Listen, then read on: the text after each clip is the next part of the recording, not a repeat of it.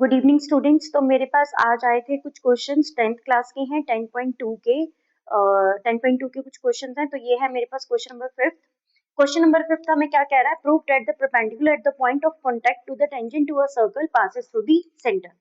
कि जो परपेंडिकुलर हमारे पास पॉइंट ऑफ कांटेक्ट टेंजेंट पे जो पॉइंट ऑफ कांटेक्ट पे जो परपेंडिकुलर है वो कहाँ से पास हो रहा है? सेंटर में से। ये हमें प्रूव करना है।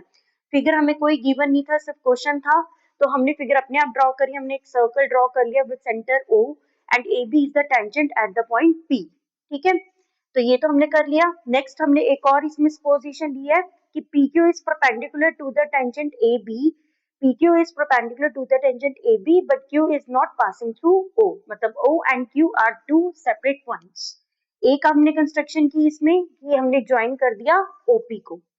अब देखो, वी ऑलवेज नो दैट कि radius is always perpendicular to the tangent at the same point. ठीक है, जिस पॉइंट से हमारे पास टेंजेंट होके जा रही है और उसी पॉइंट से जो रेडियस आ रहा है सर्कल के सेंटर से होते हुए, वो हमेशा क्या होते हैं? हमेशा परपेंडिकुलर होते हैं। ये हमें पता है। तो हमारे पास क्या हो गया? OP is perpendicular to AB, तो therefore angle OPB is equals to 90 degree.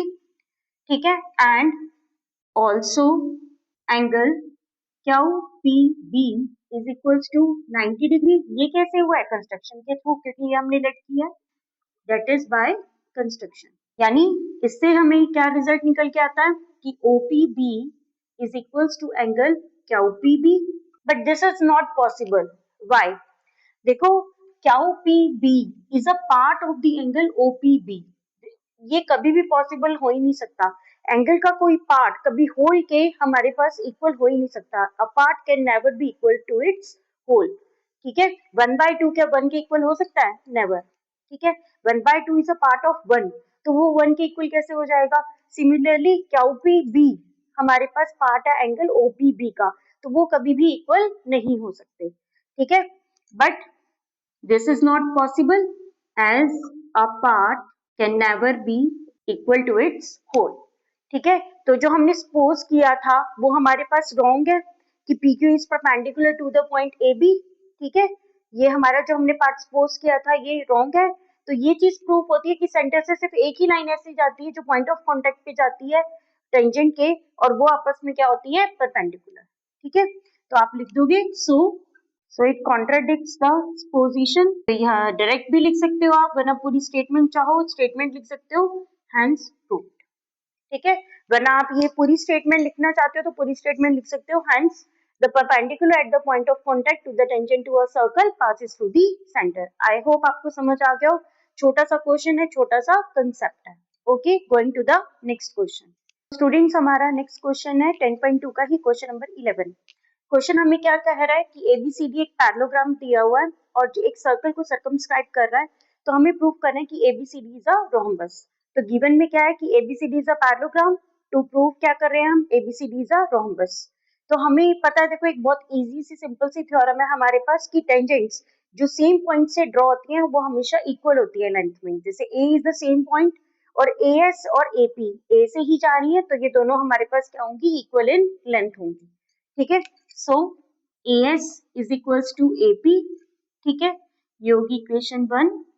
ऐसी सिमिलरली हमारे पास क्या हो जाएगा? DS is equals to DR, ये हो जाएगी इक्वेशन 2। नेक्स्ट हो जाएगा BQ is equals to PB and CQ is equals to CR, ये हो जाएगी इक्वेशन 4। अब हमने ऐड कर दिया equations first, second, third and fourth को, तो हमारे पास क्या बना? AS plus DS plus BQ plus CQ is equals to AP plus, हम ऐसे ही इसको पुट करेंगे, AP plus PB plus DR plus CR। तो AS प्लस DS क्या बन गया? AD। BQ प्लस CQ क्या बन गया? BC। ऐसी AP प्लस PB क्या बन गया? AB। और DR प्लस CR क्या बन गया है हमारे पास? CD। As ABCD is a parallelogram, so therefore AB is equals to CD and AD is equals to BC। तो यहाँ पे आप कोई भी साइड्स पुट कर सकते हो। ओके, तो यहाँ से क्या हुआ? देखो, AD प्लस BC आ गया, AB प्लस CD आ गया। अब हमें पता है कि ABCD इज अ पैरेललोग्राम है, तो हमारे पास क्या हो जाएगा, AB is equals to CD and AD is equals to BC, opposite sides of a parallelogram. तो हमारे पास मैंने रिप्लेस कर दिया BC को AD के साथ और CD को AB के साथ, ठीक है। तो वो सारी मैंने साइड्स पुट कर दी, तो यहाँ से क्या हुआ, twice of AD is equals to twice of AB, तो यहाँ से क्या हो गया, AD is equals to AB। तो ऐसे ही यहाँ से क्या रिजल्ट निकल के आ जाएगा हमारे पास कि AB is equals to BC is equals to CD is equals to DA. So therefore ABCD is a rhombus, hence proved. I hope आप सबको आ गया होगा समझ, बहुत ही इजी सा क्वेश्चन है।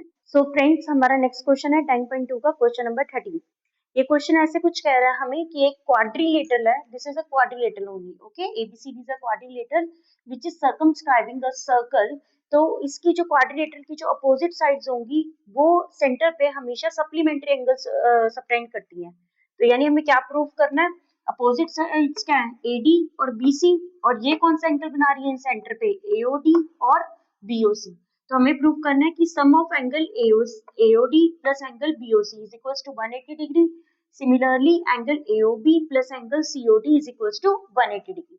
बहुत सिंपल है। देखो, हमें एक थ्योरम पता है कि जो एक्सटर्नल पॉइंट से जो भी हमारे पास टेंजेंट्स ड्रॉ होती है, एक्सटर्नल पॉइंट इनका क्या है, A, और यहाँ से दो टेंजेंट्स जा रही है मेरे पास AS और AP।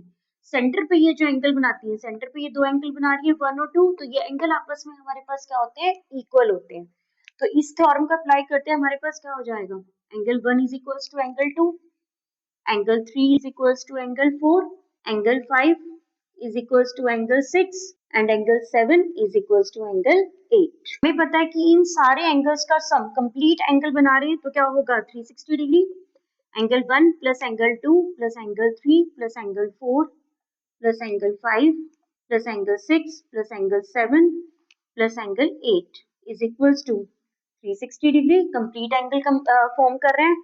तो अब इन एंगल्स को आपने इस तरीके से ही पुट करना है कि हमारे पास एंगल ऐसे बनने चाहिए कि एंगल AOD बन जाए और एंगल BOC बन जाए, एंगल AOB बन जाए और एंगल COD बन जाए। तो उस हिसाब से हम इसी इक्वेशन को बार बार मोल्ड करेंगे। एंगल 1 की जगह एंगल 1 एंगल 2 की इक्वल है, तो एंगल 1 की जगह एंगल 2 ही रख दिया। एंगल 3 मुझे चाहिए तो एंगल 4 की जगह एंगल 3 रख दिया। एंगल 6 मुझे चाहिए तो मैंने एंगल 5 की जगह एंगल 6 रख दिया, और एंगल 7 चाहिए तो एंगल 8 की जगह एंगल 7 रख दिया, इक्वल्स टू 360 डिग्री। ठीक है, तो ये क्या हो जाएगा, twice of angle 2, twice of angle 3, twice of angle 6, twice of angle 7 is equals to 360 degree. तो यानी क्या हो जाएगा, angle 2 plus angle 3 plus angle 6 plus angle 7 is equals to 360 by में 2, तो ये कितना आ गया 180 डिग्री। अब देखो, एंगल 2 प्लस एंगल 3 और एंगल 6 प्लस एंगल 7, फिगर में देखो एंगल 2 प्लस एंगल 3 क्या बना रहा है, एंगल AOB, और एंगल 6 प्लस एंगल 7 क्या बना रहा है, एंगल COD। तो ये प्रूफ हो गए 180 डिग्री। सिमिलरली इसी इक्वेशन में अब हम दूसरी तरीके से वैल्यूज को पुट कर लेंगे, तो हमारे पास क्या हो जाएगा, angle 1 plus angle 4 plus angle 5 plus angle 8 is equals to 180 degree. Angle 1 plus angle 8 और angle 4 plus angle 5, angle 1 plus angle 8 क्या पेयर बन जाता है, एंगल AOD, और एंगल 4 प्लस एंगल 5 क्या बन जाता है, एंगल BOC, 180 डिग्री। तो hence proof. Okay, thank you.